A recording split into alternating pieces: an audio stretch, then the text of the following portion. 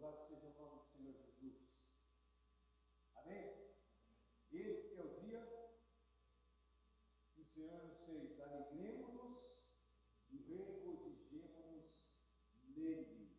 Aleluia. Eu quero convidar você a abrir a carta de Paulo aos Colossenses, capítulo 3. Faz parte da nossa leitura desse domingo, Colossenses 3 e 4. E nós vamos meditar em Colossenses, capítulo 3. Assim que você achar, eu quero convidá-lo a se colocar em pé. Nós vamos ler os 4 primeiros versos, vamos orar e vamos meditar na palavra. Se você vir alguém que está aí sem a Bíblia ou com dificuldade de achar, ajude essa pessoa. Colossenses capítulo 3. Colossenses capítulo 3.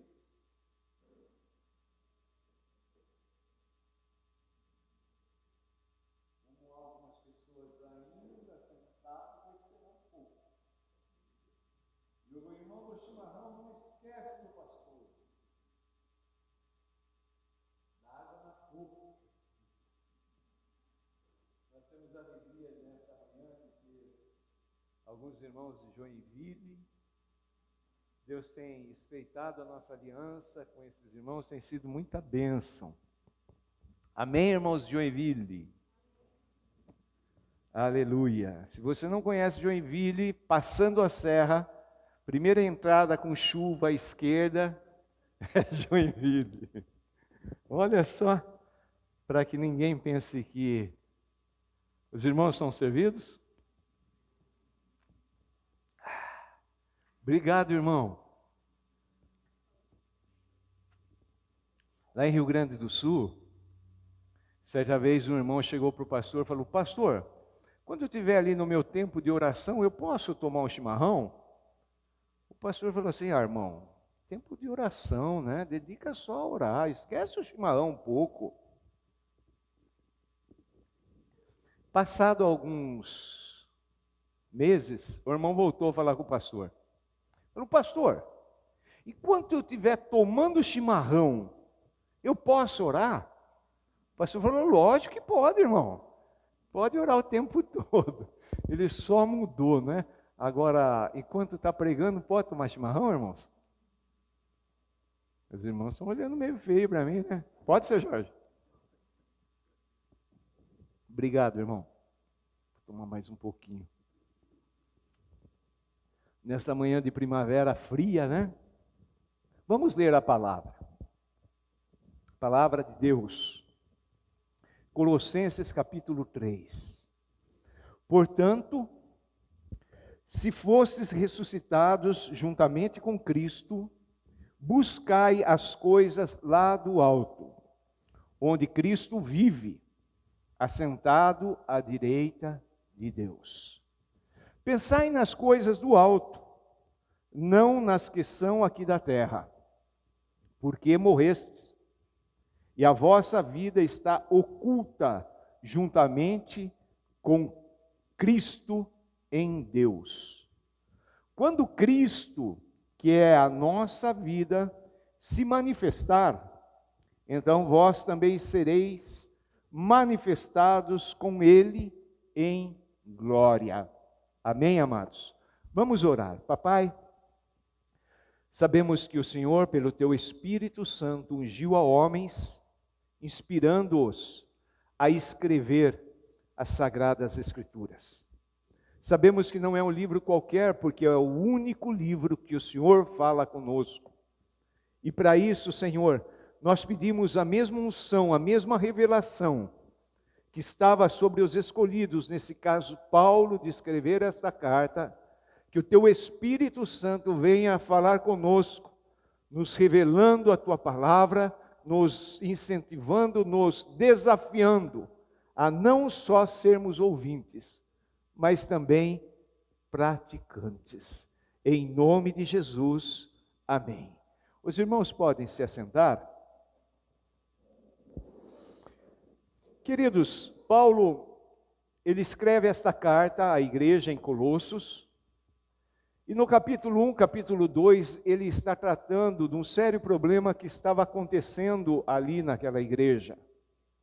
O ensino errado, falsos profetas. E ali então, no capítulo 3, ele começa a nos apresentar o verdadeiro. E hoje nós vamos meditar sobre o tema o verdadeiro discípulo. Há muitos anos atrás havia uma propaganda que ficou muito conhecida em todo o território brasileiro. E certamente que os antigos aqui vão se lembrar dessa propaganda. Denorex. Parece, mas não é. Lembram dessa propaganda? Então, amados, tem muitos discípulos, muitos crentes, muitos cristãos denorex. Parece que são, mas não são. Há um abismo entre aquilo que a pessoa diz crer, daquilo que ela pratica, aquilo que ela diz como doutrina da sua vida e aquilo que verdadeiramente ela pratica no dia a dia. Existem muitos. As igrejas hoje em dia estão abarrotadas de pessoas crentes denorex. Parece que são, mas não são. Como que a gente vê, como a gente vai fazer para saber se verdadeiramente eu sou um cristão, um discípulo? Essa palavra discípulo é aprendiz, é seguidor.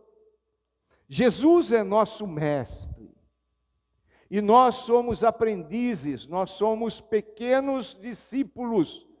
Nós somos aqueles que estão caminhando atrás do mestre Jesus e fazendo aquilo que ele nos ensinou com a sua própria vida e através do seu didaquê, dos seus ensinamentos e da sua pregação, do seu querigma. Não pode haver um abismo entre a fé e a prática, entre o discurso e a vida. Queridos, você é discípulo de Jesus? Eu pergunto, o que Jesus tinha enquanto caminhou aqui? Ele não tinha nada, ele não tinha onde reclinar a cabeça. Ele vivia dependendo de pessoas que o acompanhavam, tanto na alimentação, quanto no repouso, em tudo. Nós precisamos nos avaliar se verdadeiramente somos discípulos. Lá no final, no julgamento, Jesus vai estar com cada um de nós, e muitos, ele vai dizer, eu não te conheço. Muitos vão falar, mas em teu nome eu preguei, expulsei demônio, fiz milagres, fiz campanhas, fiz isso, cantei no louvor, etc, etc. E ele vai falar, não vos conheço. Queridos, a vida cristã não é uma brincadeira. Nós não estamos num parque de diversões, nós estamos à frente da batalha. Será que verdadeiramente somos discípulos? Como é um verdadeiro discípulo? Nós vamos ver 3 pontos aqui nos primeiros 11 versículos de Colossenses 3, que vai mostrar verdadeiramente quem é um discípulo de Jesus. Em contraponto àquilo que ele apresentou como sendo falso, agora ele vai apresentar-nos o verdadeiro. O primeiro, o discípulo deseja as coisas do céu. Segundo ponto, o discípulo mortifica a natureza terrena. E terceiro ponto, o discípulo reveste-se de Cristo. São coisas seríssimas. É como um diagnóstico de Deus para detectar se verdadeiramente somos discípulos, verdadeiros discípulos. Vamos lá ao ponto 1. O discípulo ele deseja as coisas do céu.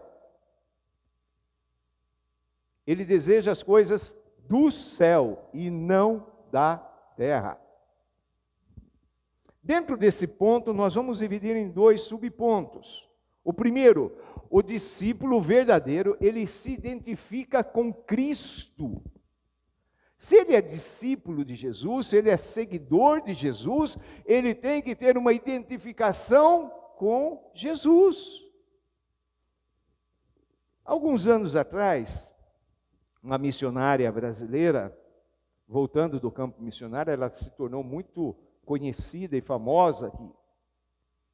E ela começou então um trabalho, uma igreja, e tinha aquelas mulheres que eram discípulas dela, que seguiam ali os movimentos, tudo, a maneira de orar, as discípulas copiavam em tudo. E essa missionária que se tornou pastora, ela fez um voto, assim como Paulo, ela fez um voto e raspou o seu cabelo. E não é que as discípulas raparam também? São lá de São Paulo. Então via a pastora com as discípulas tudo cabecinha rapada. Eu tenho que me identificar não com pessoas, com lideranças humanas. Eu tenho que me identificar com Jesus, com Cristo. Então a primeira parte da identificação, eu mudei aqui um pouco a ordem dos versículos para a gente entender um pouquinho. Então, o discípulo, ele está morto com Cristo. Olha o verso 3, a primeira parte. Porque vocês morreram. Paulo não está perguntando, vocês morreram? Ele está afirmando categoricamente. Um discípulo de Jesus, ele se identifica com Jesus, e a primeira parte da identificação é lá na cruz. Ele está morto. Ele não tem que buscar reconhecimento, reputação. Ele está morto. Se você é discípulo, preste bem atenção. As pessoas desse mundo, e muitas vezes até as pessoas dentro das igrejas, que se dizem cristãs, vão começar a te perseguir. Vão começar a falar mal de você. Ah, está querendo aparecer, olha, só ele quer orar, ó, ele quer orar, ele quer profetizar, olha lá, ele quer cantar. Eles vão arrumar uma maneira para tentar denigrir a tua imagem, mas eu quero dizer uma coisa, meu irmão, fizeram isso com Jesus, e Jesus não se abalou. Sabe por quê?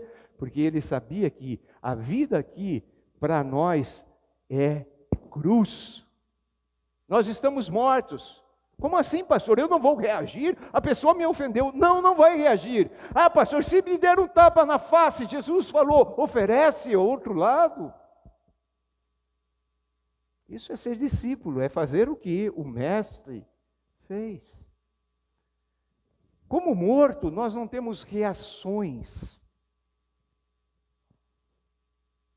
Vá num velório um dia, disfarçadamente, leve uma agulha, e a hora que não tiver nenhum familiar do falecido próximo, pegue essa agulha e dê uma cutucada com bastante vontade no falecido ali.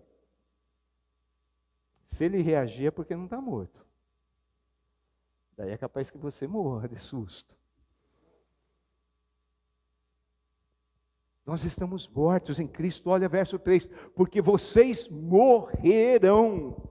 Ai, minha reputação, ai, estão falando mal de mim. Ai, eu estava conversando com a minha esposa esses dias falando, né, as pessoas falam.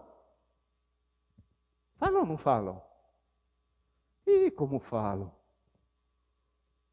Aí ela falou, é que a gente é maduro, a gente entende já isso, a gente não liga, não tem peso nenhum. Eu quero dizer para você, jovem, se você está levando uma vida séria com Deus, as pessoas vão falar mal de você. Mas você está morto. Está morto. Não tem reação. O discípulo identifica-se com Cristo. Em segundo lugar desse ponto, ele está vivo com Cristo. Faça assim. Amém. Você não só está morto com Cristo, você também está vivo com Cristo. Começo do verso 4. Quando Cristo, que é a vida de vocês, quem é a vida sua agora? Paulo entendia isso, Paulo falava assim: estou morto, estou crucificado, já não sou eu quem vive, é Cristo que vive em mim. Porque é tão difícil do discípulo nos dias de hoje entender isso. Eu busco meus direitos. Nós não temos direitos. O direito nosso é mostrado na cruz. Então nós estamos mortos, nós estamos vivos em Cristo. Em terceiro lugar, Ele está ressuscitado em Cristo. Olha o começo do verso 1. Portanto, se vocês foram ressuscitados juntamente em Cristo, então preste atenção. Nós estávamos mortos com Deus. Mas pela graça dele, o Espírito nos convenceu do pecado, nós nos arrependemos, e aí nós vamos para as águas do batismo, ali nós estamos declarando. Não é símbolo, é realidade.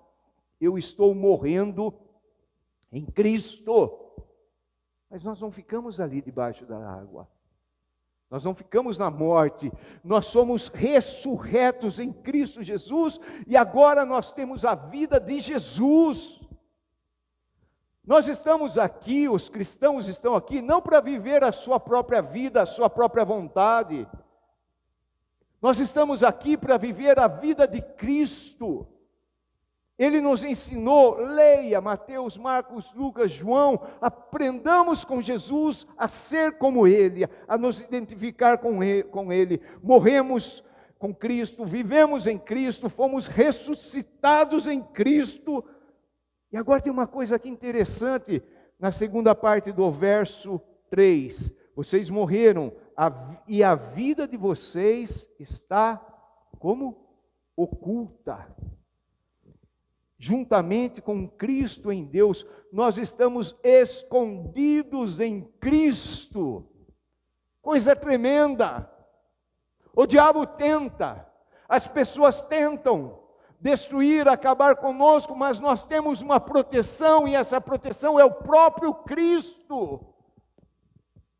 Ele estende as mãos maravilhosas, bondosas, gloriosas, amorosas sobre as nossas vidas e nos protege. Nós estamos escondidinhos ali nele. Diferente do nosso antepassado Adão, que foi se esconder da presença de Deus, agora nós estamos escondidos na presença dele, na bênção dele, na proteção dele. E no futuro ainda, o final do verso 4, então vocês também serão manifestados com ele em glória. No final da história, a sua vida, a minha vida, os verdadeiros discípulos já sabem o final: ser glorificados em Cristo, juntamente com Cristo. Queridos, nossa vida aqui não é de derrota, nossa vida aqui é de vitória.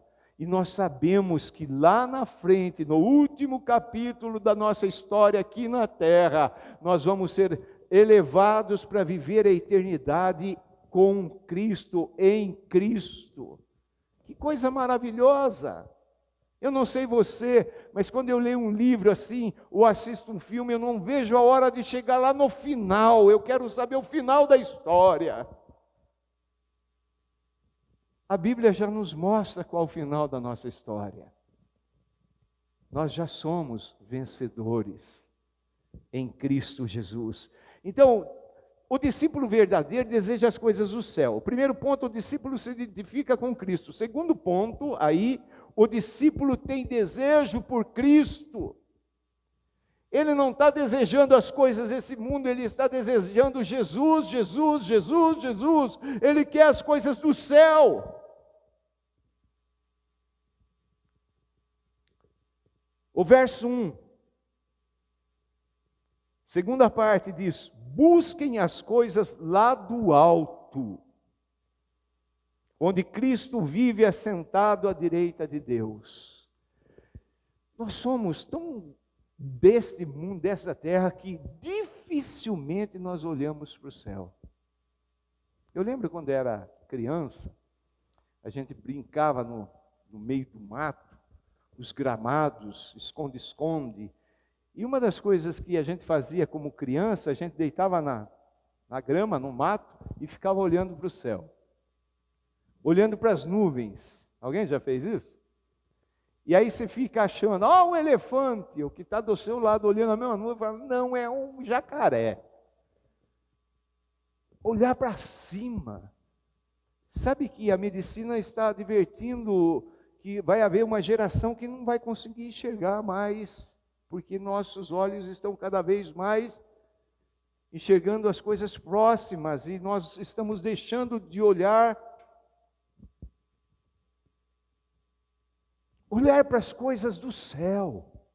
Eu não estou falando do céu, natureza, eu estou falando das coisas celestiais. Olha aqui, busquem as coisas lá do alto. A gente fica tão enfronhado com as coisas da terra, fazendo as coisas desse mundo. Faça uma avaliação de como você tem gasto o seu tempo. Numa semana, como é que você gasta os seus dias? Mais com as coisas da eternidade ou mais com as coisas passageiras desse mundo? Mas eu estudo, eu trabalho, eu faço isso, faço aquilo. Pare e pense. Você é verdadeiramente o discípulo de Jesus?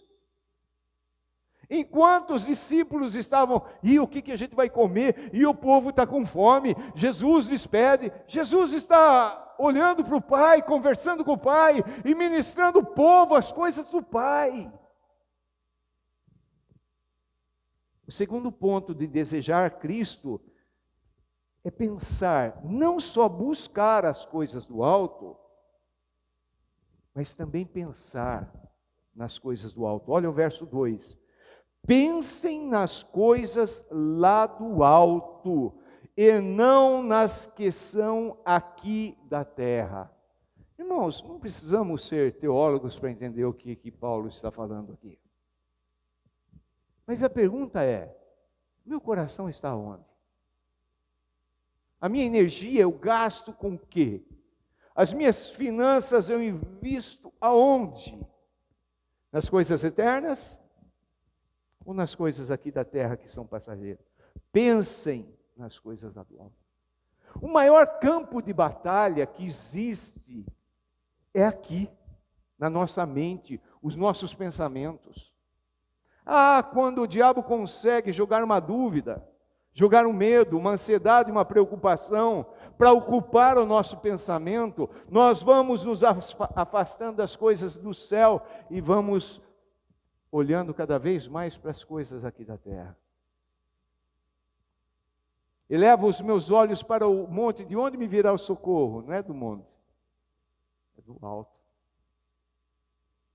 É do Senhor dos exércitos. Busca as coisas do alto. Pensa nas coisas do alto. Só esse primeiro ponto, deseja as coisas do céu, a gente já podia parar e falar assim,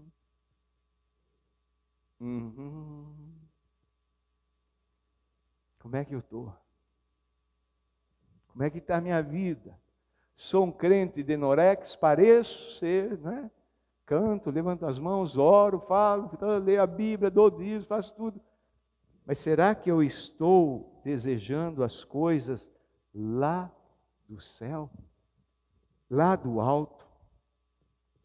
Você fala assim, pastor, mas é difícil. Espera chegar no ponto 2.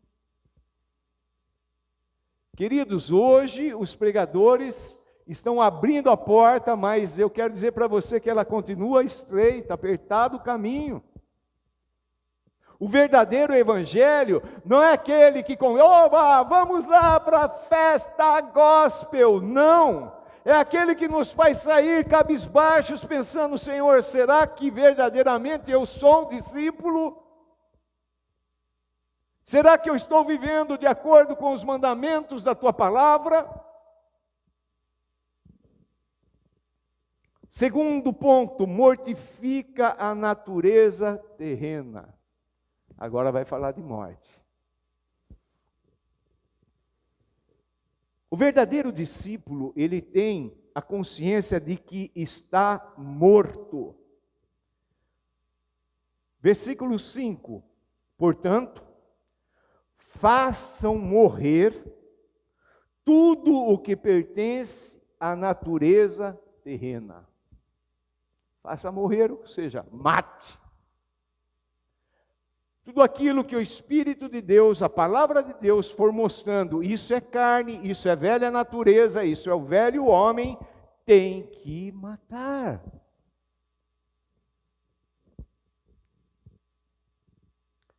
Ter a consciência para as quais coisas estou morto. Eu tenho que saber que estou morto, né? Portanto, façam morrer tudo o que pertence à natureza terrena. Mas eu tenho que ter a consciência, que coisas é essa que eu preciso estar morto? E ali, a partir da segunda parte do verso 5, nós vamos ver o que devemos matar. A primeira coisa aí são os pecados sexuais. Queridos irmãos, amados, não dá para brincar. Se há um pecado hoje em que muitos têm caído e se afastado de Deus, são os pecados sexuais. Sempre eles existiram. Mas hoje a porta para esse pecado está aberta em todo sentido. Toda a mídia, ela fornece com facilidade material aberto assim para esse pecado. Eu lembro um dia eu estava ali na sala de oração, no meu turno de oração com o meu filho, e ali do nada o meu filho começou a orar por um missionário que estava no campo, e ele disse assim: Senhor Deus, afasta a porneia do missionário tal. O meu filho, ele é autista, por isso eu sei que ele usar essa palavra no grego foi pela direção do Espírito Santo. Esses pecados sexuais, prostituição, lascívia, impureza, tudo ligado a esse nome, a pornografia, coisa horrível. Muitos estão, vestidos com as suas roupas de crente, mas ali na individualidade, diante da TV, diante do computador, do celular, estão sendo invadidos por esses pecados. Pecados sexuais. Não dá para a gente falar um por um, mas está escrito ali: moralidade sexual, impureza, paixões, maus desejos. E depois nós vamos ver, segunda classe de pecado, o pecado social, o pecado que abrange o outro. Jesus, aonde ele ia, ele fazia o bem. E aqui fala avareza, que é idolatria. Avareza é aquele sentimento: eu quero mais para mim. Eu não abro mão para ninguém.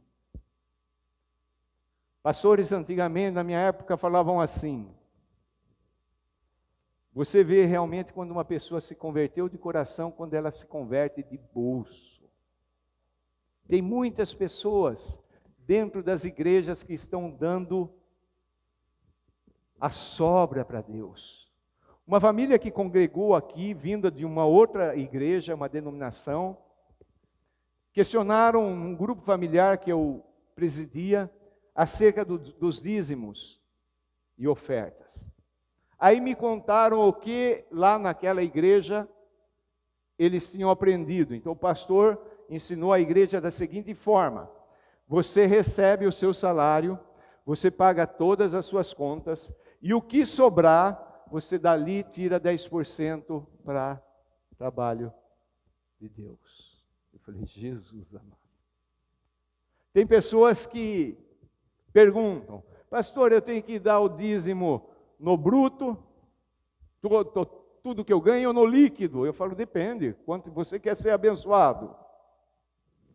A verdade, amados, assim como pecados sexuais, esse pecado que envolve finanças tem amarrado a vida de muitos, e muitos cristãos estão adorando Deus Mamon, estão vivendo em função do dinheiro. O pai trabalha, a mãe trabalha, vê o filho, o pai sai de casa, o filho está dormindo, o pai volta para casa, o filho já foi dormir, mais ou menos final de semana tem um tempo, as funções estão perdidas, os papéis estão perdidos. E as pessoas se tornam avarentas, não tem mais um coração misericordioso para olhar para o necessitado e falar: vem aqui, eu dou o que é meu, eu divido, pega tudo, porque nós estamos olhando para nós mesmos, olhando para Jesus, nós vemos que isso é completamente errado e pecado. E o terceiro pecado aqui, eu dei esse nome, não sei se existe, mas eu chamei de pecados orais. Olha aqui o que diz o verso 8. Agora, porém, abandone igualmente todas essas coisas. O quê? Ira, indignação, maldade, blasfêmia, linguagem obscena no falar. Não mintam uns aos outros, uma vez que vocês se despiram da velha natureza. Maledicência. Ah, pastor, aqui na igreja os crentes não tem maledicência.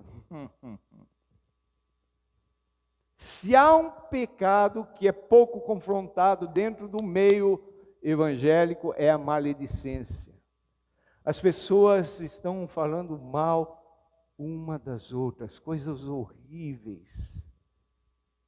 E muitas vezes até com um pretexto de oração: ah, irmão, fiquei sabendo tal coisa, vamos orar porque a fulana tal. Maledicência, linguagem obscena, linguagem suja. Jovenzinhos, quando uma palavra se torna gíria no mundo, por favor, vá saber o significado dessa palavra. Porque as pessoas copiam os gestos, copiam o linguajar da moda do mundo, sem se aperceber que por trás, muitas vezes, quase sempre, é linguagem obscena e mentira. No meio evangélico inventaram a mentira santa. Se é mentira, não é santo. Deixar de falar a verdade. Nós fazemos parte de um povo, de uma nação, de uma cultura, onde a mentira faz parte. Nós já não sabemos mais, com essa história nos nossos dias do fake news, fica muito difícil saber o que é verdade e o que é mentira, porque aquele que mente fala com tanta convicção que parece que é verdade. A mentira nos lares, nos relacionamentos. Sabemos pela palavra de Deus que o pai da mentira é o diabo, e cada vez que uma pessoa mente, ela está chamando o diabo, ela está chamando Satanás de papaizinho sentado no colo dele, sendo acariciado por ele. Nós não queremos nada com ele, porque nós somos o povo da verdade, que tem a Bíblia que é verdade, que tem o Senhor Jesus que é verdade, que tem o Espírito Santo que é o Espírito da verdade. Então nós precisamos fazer morrer essa velha natureza, esses pecados, nos afastando deles, em nome de Jesus. Eu preciso, como discípulo verdadeiro, desejar as coisas do céu, mortificar a natureza terrena, e, em terceiro lugar, revestir-se de Cristo. Paulo usa uma linguagem aqui figurada de roupas, de vestimentas. As velhas roupas nós temos que arrancar, temos que tirar, mas temos que nos vestir com a nova roupa. Revestir-nos de Cristo Jesus. Fica claro para nós, amados, que o velho homem morreu? Porque se não ficar, as demais coisas perdem o seu significado. Talvez alguém aqui esteja pensando: ah, mas não é bem assim. Eu quero dizer para você que não sou eu, é a palavra de Deus que está falando isso. E se por acaso você se vir comprometido em algum desses pontos, você tem duas coisas para fazer: reconhecer o erro, confessar o pecado e abandonar, ou continuar dessa maneira. Mas eu peço para você, não diga mais que você é discípulo de Jesus. Não diga mais que você é crente, que você é cristão, porque você não é. O velho homem morreu. O novo homem, revestido agora em Cristo Jesus, ele tem que assumir o controle. Verso 10. E se revestiram da nova natureza que se renova. Agora eu morri, fui sepultado em Cristo, fui ressurreto em Cristo, tenho a vida de Cristo, e agora eu tenho que viver debaixo do controle do Espírito Santo. Cristo Jesus agora é meu único objetivo de viver. O velho homem morreu. O novo homem deve renovar-se continuamente. Volto ali no verso 10. E se revestiram da nova natureza, a natureza de Cristo, que se renova. Assim como a palavra de Deus diz que a cada manhã, toda manhã, a misericórdia de Deus se renova, nós também temos que ser renovados na nossa nova natureza, porque a velha natureza acorda primeiro. É assim ou não é? É uma luta, é uma batalha diária. Ah, pastor, há 10 anos atrás eu venci. Sim, e hoje? Ontem? Tem muitos, entre aspas, discípulos que começaram como verdadeiros, mas estão com a sua experiência lá no passado, porque o dia de hoje é dia de derrota. Porque não se renova. Não se renova a cada dia no seu compromisso para com Deus, na sua aliança, nessa caminhada debaixo da direção do Espírito Santo. Como é que vamos nos renovar continuamente? O próprio versículo 10 diz: a primeira coisa, renova para o pleno conhecimento. Queridos, pastores e mais pastores, homens de Deus deste tempo, desta geração, têm alarmado o seguinte: essa geração canta muito, mas não conhece a palavra de Deus. Uma geração que se envolveu de tal forma com louvor, com adoração, isso não está errado, mas se afastou do Evangelho, se afastou da palavra. Então o jovenzinho se converte e vem para o contexto de uma igreja local, e Deus aceita daquele jeito, mas aí começa uma renovação, tem que haver transformação, tem que haver mudança no interior, mudança no exterior. Mas aquele jovenzinho, como ele destaca, ele já começa a pregar, ele não conhece a Bíblia, aí ele fala aquilo que ele acha, do Deus que ele pensa que é de um jeito, e o povo aplaude, e fica em pé, e vamos cantar louvores, mas não conhece o Evangelho. Fala de Deus sem conhecer quem é Deus. Não conhece os atributos de Deus. Aí um pergunta para o outro: você conhece a Deus? Sim, eu conheço a Deus. Só que um tem um Deus que ele imaginou e outro tem outro Deus que ele imaginou. Eu quero dizer para você que se Deus não estiver de acordo com esse Deus, da palavra de Deus, ele é um falso Deus. Ah, mas eu acredito. Pode acreditar, se você quer acreditar no engano. O verdadeiro, o único Deus, ele se deixou a conhecer pela palavra, pela Bíblia. E se eu não conheço a palavra, eu não conheço Deus. Há uma estatística no Brasil que mais de 80% dos pastores não leem a Bíblia diariamente. Como é que vão servir? O que vão servir para o povo? E nós vemos um evangelho misto, um sincretismo. A pessoa fala um versículo e depois ela prega o que ela quer, o que está na cabeça dela, coisa que não tem mais nada a ver com a palavra, e aí ela vai e fala isso, e o homem é entronizado, não Cristo Jesus, porque é um evangelho que vai curar, vai limpar, vai te ajudar, vai te fazer próspero, vai te dar riqueza, vai isso, vai aquilo, e vai levá-lo para o inferno, porque não é o verdadeiro evangelho. Nós precisamos ficar com o que a Bíblia diz. Então eu preciso desse conhecimento. E não só desse conhecimento. Seguindo o verso 10. Segundo a imagem daquele que a criou. Eu preciso diariamente estar sendo renovado à imagem de Jesus. Me tornando dia após dia a imagem de Jesus. O que Jesus fez? Eu tenho que fazer.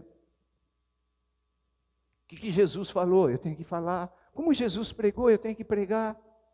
Jesus curava, eu tenho que curar. Jesus libertava, eu tenho que libertar. Só que não no meu nome, no nome dele. Eu tenho que a cada dia, pelo conhecimento, pela renovação, o velho homem vai morrendo, o novo homem em Cristo Jesus vai se tornando a imagem de Cristo. Em uma aldeia indígena, um índio se converteu e ao pregar para os seus familiares ali na tribo, perguntaram para ele, mas como é que é isso? E ele usou um exemplo. Ele disse, é como se você tivesse dentro de você 2 cães, lutando constantemente, um contra o outro. Um sujo e um limpo. Um bom e outro mau. E aí alguém perguntou, mas quem ganha a luta? Ele disse, aquele que você alimentar melhor. Essas duas naturezas, se eu alimentar a velha natureza, ela vai vencer a batalha. Se eu alimentar a nova natureza em Cristo Jesus, a outra vai morrer de fome. Então o velho homem morreu. O novo homem precisa de renovação diária. Queridos, nós todos, antes da conversão verdadeira, genuína, se é que todos temos, nós vivíamos cheio de barreiras, cheio de limitações, cheio de obstáculo nas nossas vidas. Mas agora o velho homem morreu e o novo homem vive sem barreiras. Olha o verso 11, é tremendo aquilo que Paulo traz de revelação aqui. Aqui não pode haver mais, ou seja, acabou. Primeira barreira, a barreira racial, grego-judeu. Grego detinha a filosofia, o conhecimento humano, os judeus detinham o conhecimento religioso. Não há mais essa barreira. Não há mais barreira entre paranaense e catarinas. Não há mais. Mas é impressionante como essas barreiras nós trazemos para dentro do Evangelho. E aí fazemos os nossos grupinhos, as nossas panelinhas. Esse problema já existia desde a igreja primitiva. Eu sou de Apolo, eu sou de Paulo, eu sou de Ciclano, eu sou de... E aí as panelinhas, aí eu só converso com ela, eu só converso com ele, eu só me relaciono. Dentro do corpo de Cristo não pode haver isso. É pecado.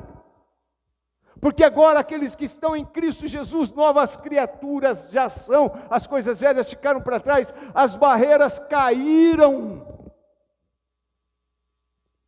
Nós, como povo brasileiro, quando falamos da Argentina, o povo brasileiro tem problema, o povo cristão não. Nós amamos aquele povo, nós amamos todos os povos, por isso que nós sentimos o peso de ir às nações e pregar o Evangelho de Jesus. Se existe uma maneira de classificarmos a humanidade, nós podemos classificar de uma maneira só.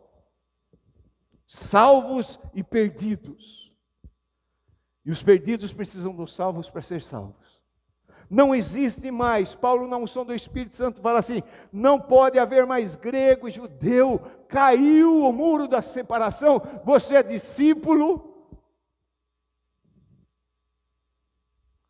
Eu sei que muitos pregadores, por ignorância, falam que Jesus só pregou em terras do povo judeu. Ele saiu. Ele pregou em outras localidades. O Evangelho de Cristo é para todas as nações. O povo de Deus não pode ficar mais preso dentro dos seus, entre aspas, suas igrejas. O povo de Deus foi chamado para ser sal e luz, para irmos a todos os povos e todas as nações. Ontem eu estava pensando, vendo os missionários que estão aqui na chácara, eu amo todos eles, mas não aguento mais vocês. Não por vocês. Tem que ir pregar o Evangelho. Nós louvamos a Deus todos os dias, todas as manhãs, nós temos pregação do Evangelho, graças a Deus, temos louvor, temos oração, mas está cheio de pessoas no mundo que nunca ouviram falar de Jesus. Por que nós não estamos correspondendo ao chamado de Cristo? Nós não estamos sendo discípulos verdadeiros. Jesus nunca falou para a pessoa: vai lá cuidar da sua família. Muito pelo contrário, ele falava: deixa a sua família e segue-me. Ah, mas eu tenho que despedir do meu pai. Não serve para ser meu discípulo.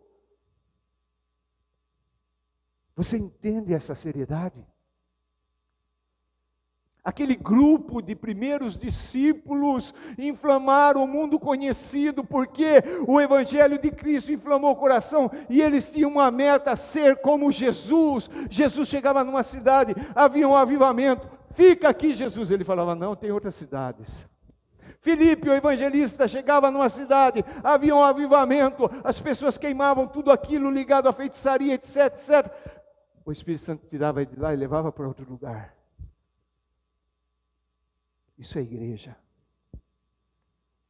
O mesmo erro da igreja, o mesmo erro do povo de Deus lá no passado, a igreja está cometendo nos nossos dias. Ah, nós somos Deus de Abraão, vamos ficar aqui, vamos cuidar da gente, eu discipulo você, você discipula eu, cuido de você, é isso, aquilo, outro. E Deus precisou levantar um outro povo, porque aquele povo, que era o povo dele, levantado por ele, escolhido por ele, capacitado por ele, não respondeu ao chamado dele. E nós, igreja? E nós? Barreiras raciais. Depois a gente vê barreiras religiosas. Circuncisão em incircuncisão. A circuncisão lá no Antigo Testamento, palavra dada por Deus, havia necessidade do homem passar por esse ritual. Mas agora, em Cristo Jesus, a circuncisão não é mais do pênis, é do coração. Não há mais essa diferença. Queridos, um dos maiores problemas que nós enfrentamos são as barreiras religiosas. Nós fomos evangelizados lá no princípio Brasil, num contexto assim: olha, nós somos salvos e aqueles outros, sabe, aqueles outros do sinal assim, eles são do diabo, eles vão para o inferno, etc, etc. Em vez de nos encher com amor para ir até eles, pregar um evangelho verdadeiro, com o amor de Cristo, nos foi jogado ódio, raiva, e toda a história mostra que por trás de todas as guerras, existe esse problema, essa barreira religiosa. Muitos, entre aspas, em nome de Cristo, mataram.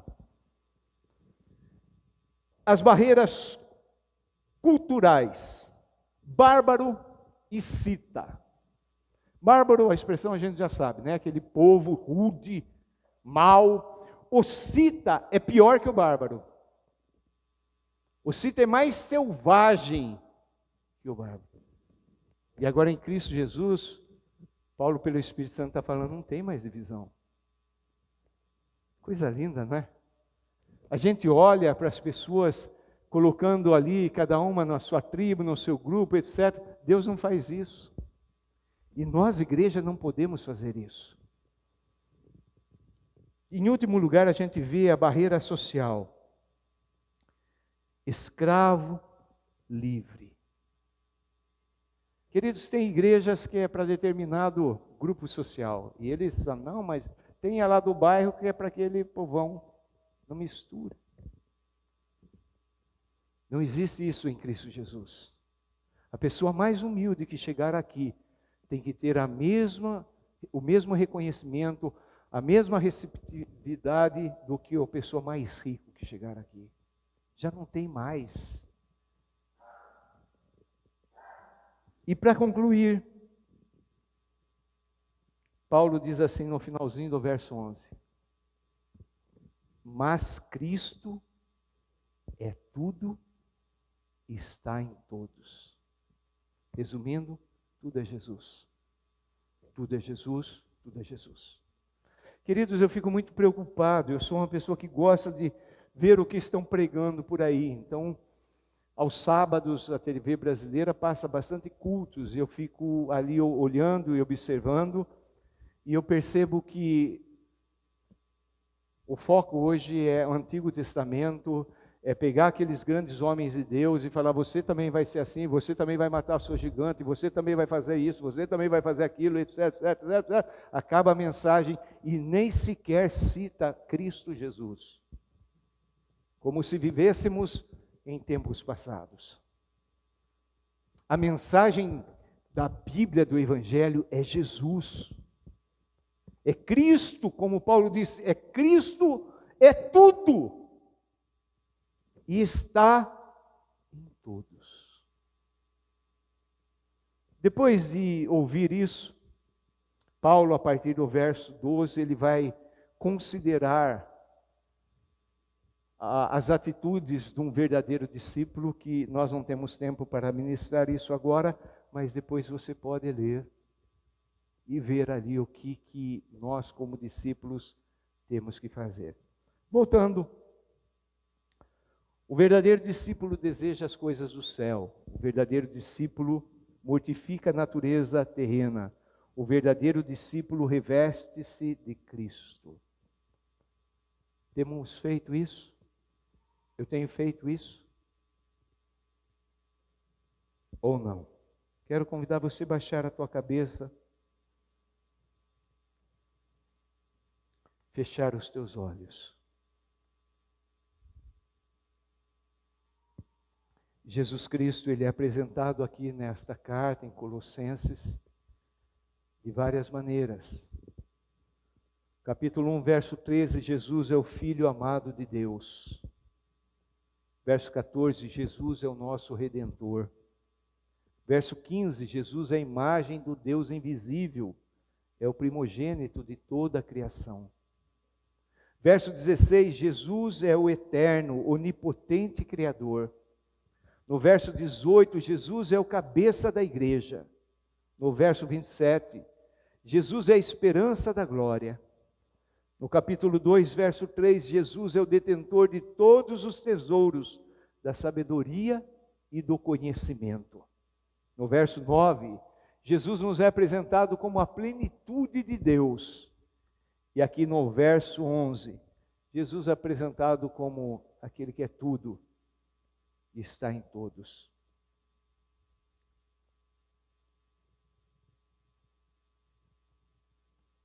Você é, hoje, diante dessa palavra,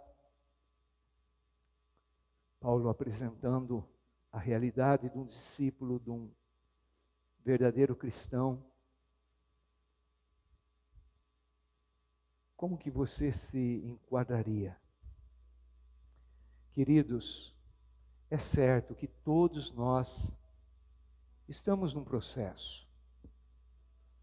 Nenhum de nós ainda chegou à perfeição, porque só Jesus é perfeito. Mas nós estamos nessa caminhada de sermos transformados, dia após dia, a imagem de Cristo. O que tem ocupado a nossa mente, o nosso coração? Temos olhado, buscado, pensado nas coisas lá do alto, dos céus, as coisas de Deus, as coisas eternas, as coisas de Cristo? Ou estamos enraizados nesse sistema mundano que nos consome? Cristo Jesus, sendo Deus, deixou sua glória, sendo o Criador de tudo, o dono de tudo. Não tinha lugar para Ele. Ele nasceu ali num estábulo, lugar onde os animais defecavam, urinavam, comiam.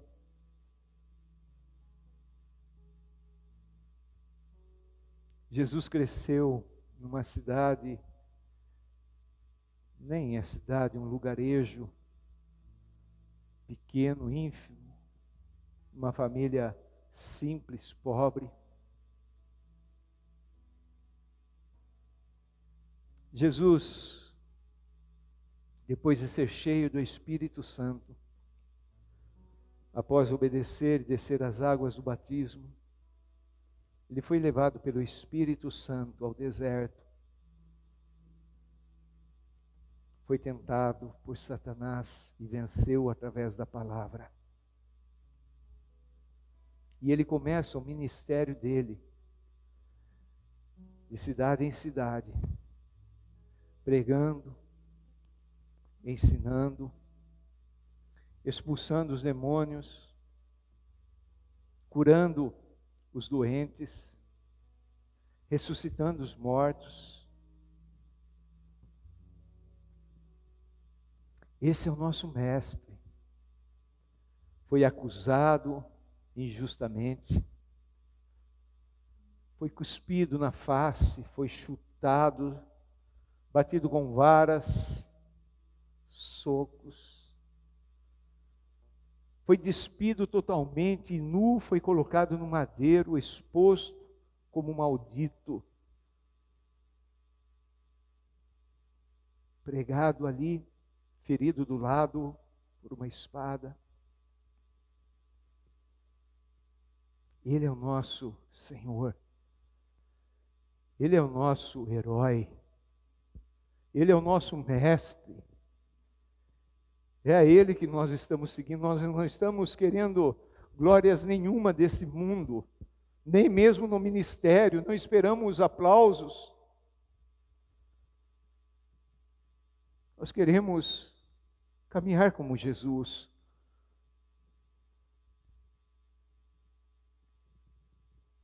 Perguntaram certa vez: Jesus, quantos vão ser salvos? E são poucos, porque esse verdadeiro evangelho, esse verdadeiro discipulado, que faz com que a pessoa se conscientize de que ela tem que abrir mão de tudo, da família, ela tem que abrir mão dos projetos, dos sonhos, dos desejos, ela tem que abrir mão da própria vida. São poucos. São poucos.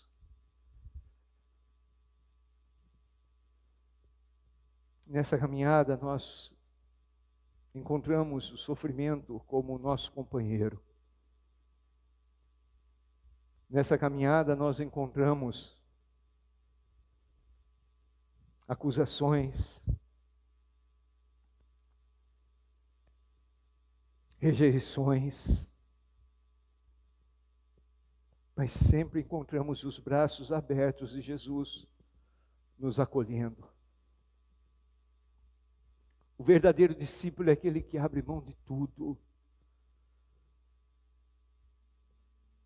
Por favor, se você tem esse desejo e diante de uma palavra dessa, não se desencoraje, muito pelo contrário. Veja a obra de Cristo Jesus acontecendo na sua vida. Pergunte para Ele: Senhor, quais são os próximos passos que eu devo dar?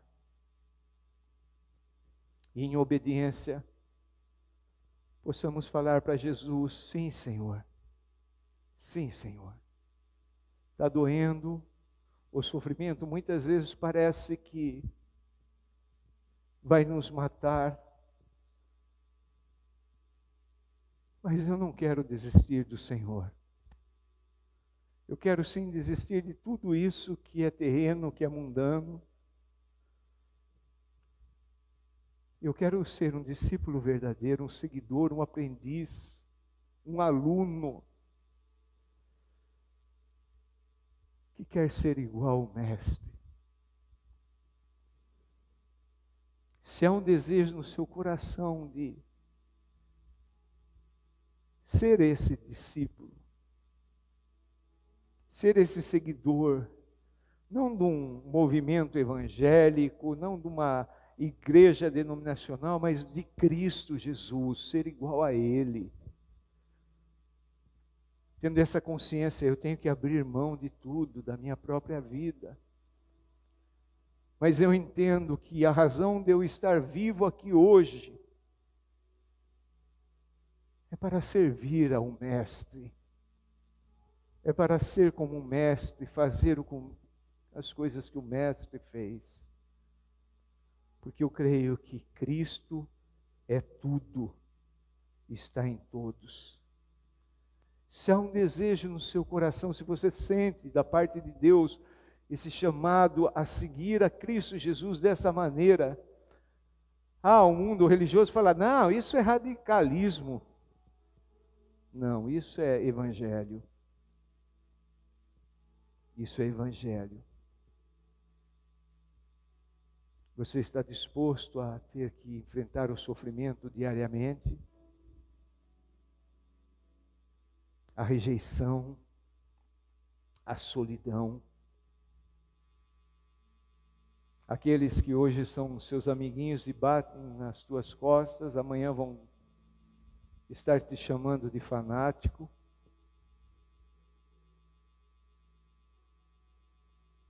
Se há um desejo, pelo menos brota no seu coração, nem que seja pequeno. Eu creio que é o Espírito Santo falando contigo. De ser esse seguidor, de ser esse discípulo. Eu quero convidar você a ficar em pé, se apresentando a Ele, falando para Ele: Senhor, eu não quero mais nada com as coisas desse mundo. Eu quero o Senhor Jesus, eu quero o Senhor Jesus. Ajuda-me, Senhor, nessa caminhada. Muitas vezes, Senhor Deus, a situação se torna tão difícil. Ajuda-nos. Ajuda-me, Senhor Deus, a manter os meus passos firmes no caminho. Jesus, Tu és o caminho. Há um cântico que diz: eu quero Te seguir. Eu quero ser Teu discípulo. Em oração, vamos cantar oferecendo-nos a Ele. Eu não sei o que Ele quer fazer com você. Talvez você vai ficar no mesmo lugar que você está hoje, mas de uma maneira diferente, sendo sal e luz, pregando o Evangelho. Aproveitando todas as oportunidades. Talvez Deus vá te levar para outro lugar. Tudo isso é com Ele. Nós primeiro precisamos entregar as nossas vidas, falar: Senhor, eu estou aqui. Eu me lanço em fé em Tuas mãos, porque eu sei que o Senhor é um Deus fiel. Eu me submeto, Senhor Deus, a esse discipulado diário vivo que o Espírito Santo quer fazer em minha vida, levando-me a me tornar semelhante a Cristo Jesus. Senhor, eu me coloco em pé, porque a minha resposta para o Senhor, a minha resposta para a Tua palavra é: eis-me aqui, Senhor. Faça aquilo que Tu quiseres comigo, em nome de Jesus.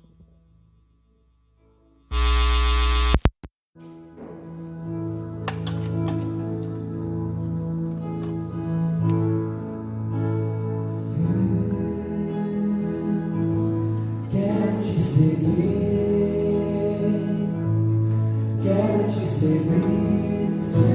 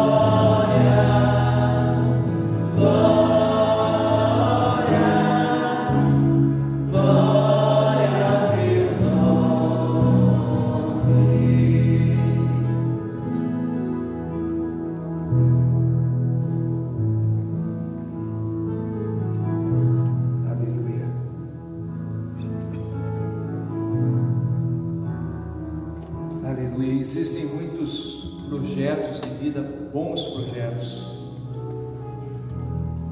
Existem muitas profissões